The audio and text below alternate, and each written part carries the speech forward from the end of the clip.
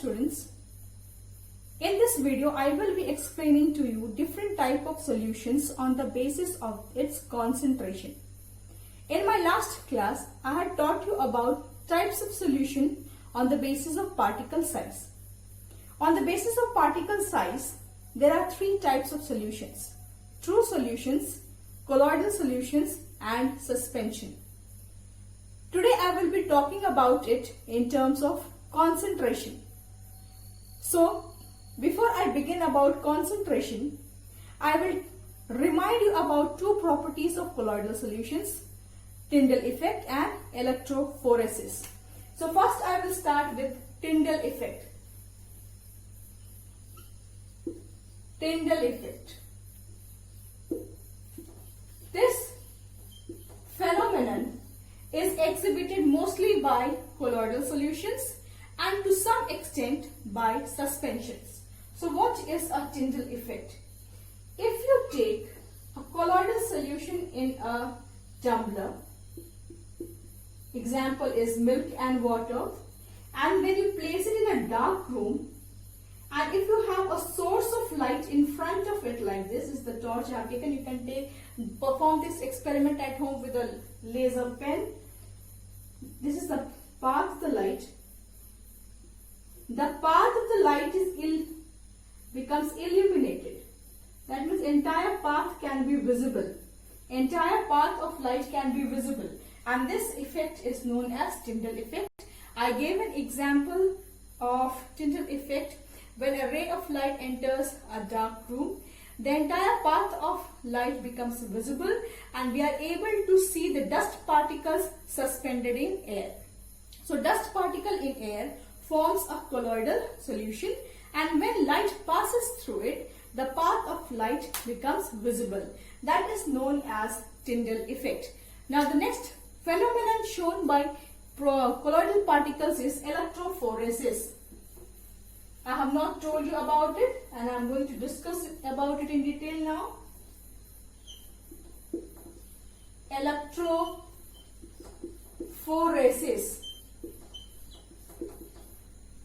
Now what is this electrophoresis? You know that colloidal particles have charge on them.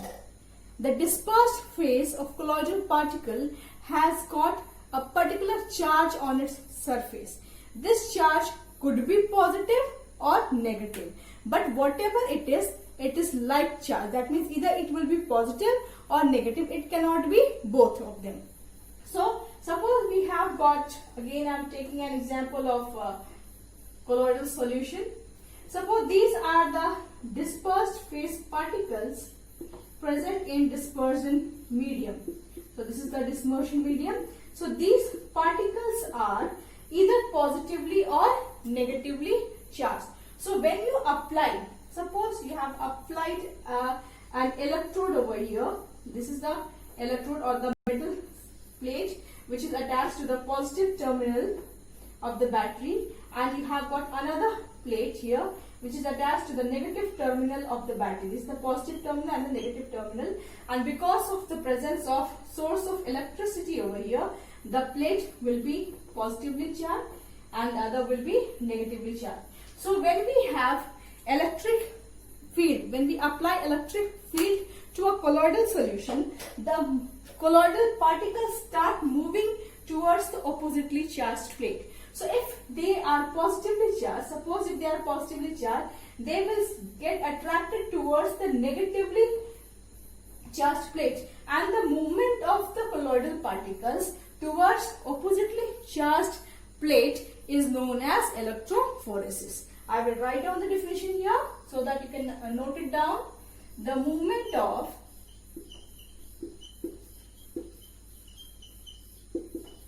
colloidal particles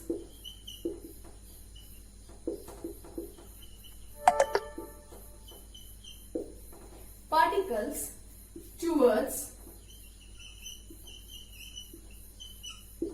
oppositely charged plate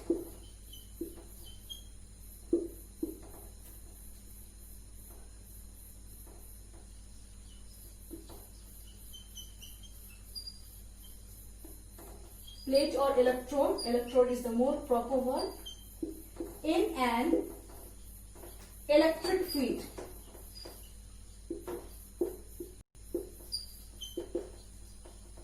Is called electrophoresis. I repeat again, the movement of colloidal particles towards oppositely charged electrode in an electric field is called electrophoresis. If the colloidal particles are positively charged, they will move towards negative plate. If they are negatively charged, they will move towards positive place. This happens because like charges repel each other and unlike charges attract each other. Now I will discuss about types of solution in terms of concentration. Number 1, unsaturated solution.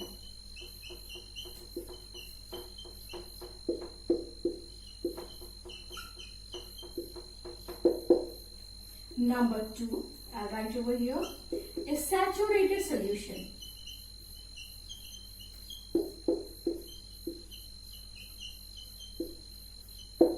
And number 3 is supersaturated solution.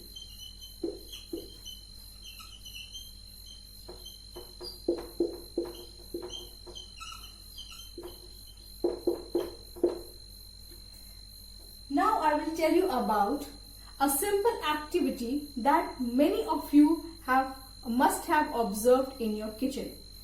You must have seen your mothers preparing homemade sweets for which she prepares sugar syrup. And how does she prepare sugar syrup? If you take little amount of water and you just start dissolving sugar in it, upon constant stirring, a time will come when it will not dissolve more of sugar. Then what you will do? You will start heating it. And upon heating, it will absorb the further more amount of sugar in it. And as soon as you switch off the gas stove and the solution starts cooling, the crystals of sugar are obtained. So there were 3 conditions. In first condition, the solute was able to dissolve sugar in it. And such type of solution is known as unsaturated solution. So what is an unsaturated solution?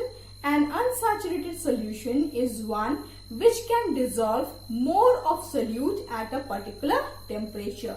The words particular temperature is very important whenever we define the concentration of a solution, because concentration of a solution varies with temperature. So when you increase temperature, it can further dissolve more of solute. So what is an unsaturated solution? A solution which can dissolve more solute at a particular temperature. Simply you can say at a temperature. Then comes saturated solution. So the next case I told you was when your mother start heating the solution. When your mother starts heating the solution, then it can dissolve more of sugar in it.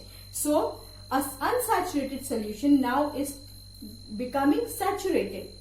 And even if the temperature is kept constant, then a time will come that the hot solution will not dissolve any more solute in it.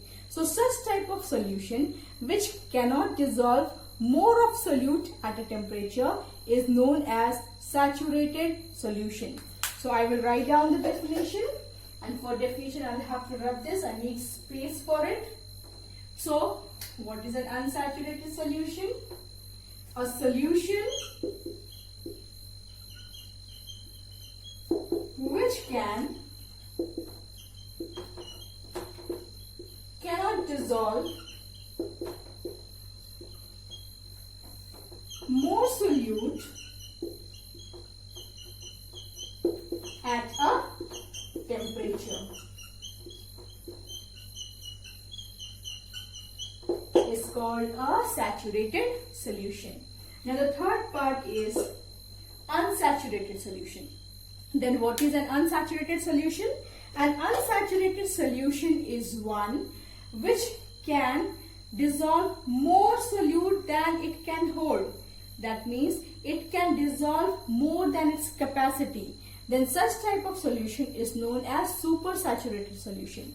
So when you heat a saturated solution, suppose you have got a saturated solution at 100 degrees Celsius, or let's talk about, let it be 60 degrees Celsius. You have prepared a saturated solution at 60 degrees Celsius. When you increase the temperature to 80 degrees Celsius or 90 degrees Celsius, then even a saturated solution can start dissolving more of solute in it. And such type of solution is known as supersaturated solution. As soon as the temperature decreases even slightly, the crystals of the solute are given out. That means the solid part of the solute are given back, and such type of solution is called supersaturated solution.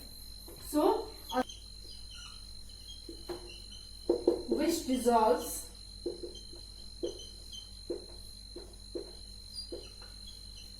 more solute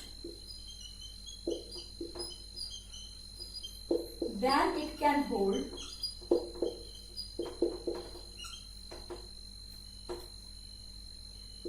at a temperature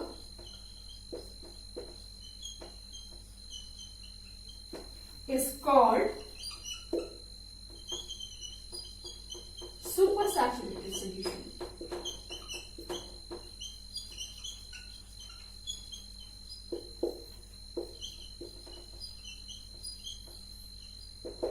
So I hope the three types of solutions are clear to you. You have unsaturated solution,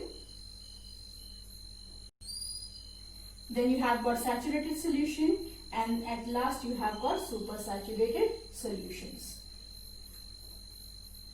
So that's all for today.